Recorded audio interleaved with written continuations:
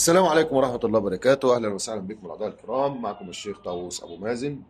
درسنا اليوم من سلسلة برهان اللهفان مثلث الغزال. النهاردة هنتكلم عن حرف الباء. حرف الباء. حرف الباء هنا هنديله عنوان جميل جدا، وهو من الحروف هنسميه الحروف الغامضة. هو فعلا من الحروف الغامضة وبوابة في العلوم الروحية. كل ده في حرف الباء؟ نعم، في كل ده في حرف الباء. وعندنا هنا هنرسم المثلث، وهديكم تفاصيل التفاصيل كمان. اولا حرف الباء ده بنحسبه الناتج بتاعه 2. ليه؟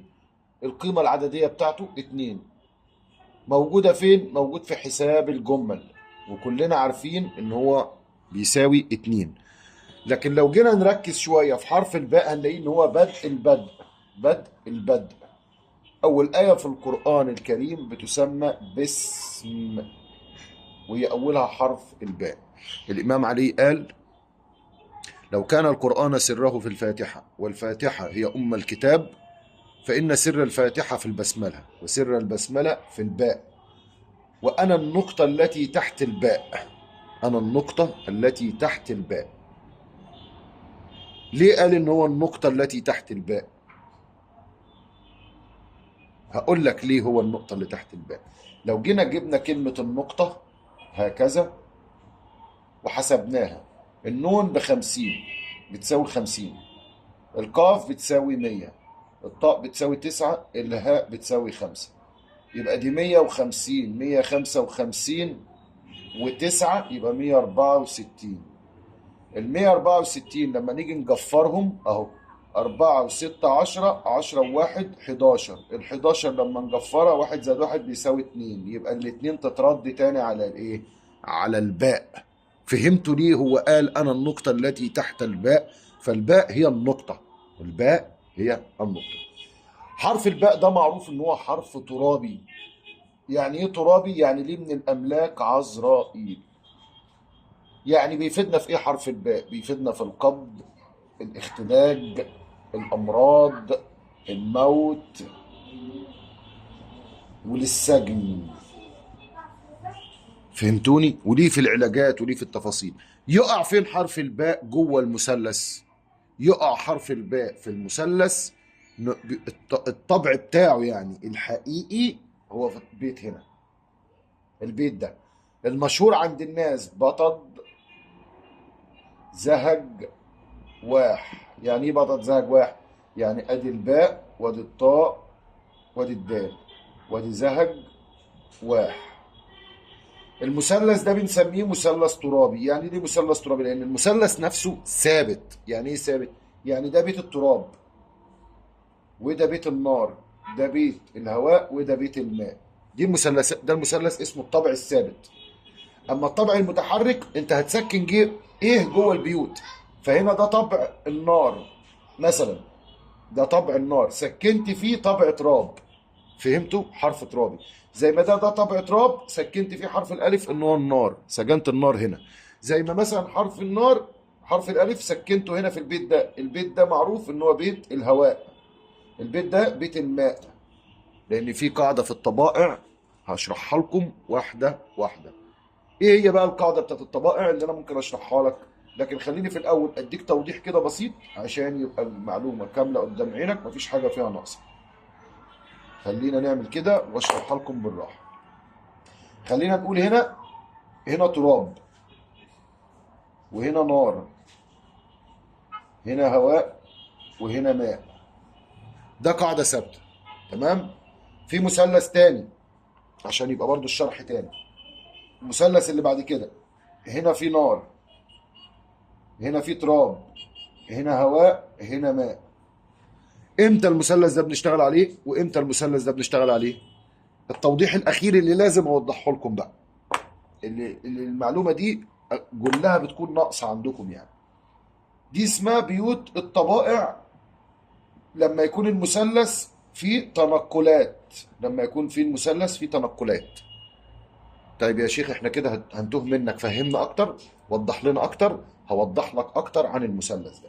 ركزوا معايا من البداية. خلونا نتفق ان احنا عندنا مثلث. المثلث بتاعنا اهو، خلينا نتفق كده مع بعض ان احنا عندنا مثلث. الف ب. اللي انت تعرفه عن المثلث ايه؟ انا هقول لك دلوقتي. اللي انت تعرفه عن المثلث اللي هو بطل زهج واحد، صح؟ الاول لازم تعرف المساجن دي مكتوب فيها ايه. الاول لازم تعرف ان البيوت دي بنسميها بيوت مساجد. ايه الطبائع؟ في حاجه اسمها المثلث الثابت. المثلث الثابت بنسميه حرفي. المثلث الثابت بنسميه عددي. يعني ايه حرفي يعني ايه عددي؟ مرة تلاقي من واحد لاثنين لثلاثة لأربعة لغاية تسعة، ومرة تلاقيه من ألف باء جيم لغاية الطاء. تمام؟ ده حرفي وده عددي. ده أول حاجة في المثلث. ثانيا، ايه البيوت الثابتة في المثلث؟ البيوت الثابتة في المثلث لا تغيير عليها ولا غبار عليها أهو: التراب، النار، الهواء، الماء. دي اسمها بيوت ثابته. طب وبقيه البيوت بيبقى فيها ايه يا شيخ؟ اقول لك بقيه البيوت بيبقى فيها ايه. واحده واحده هفهمك.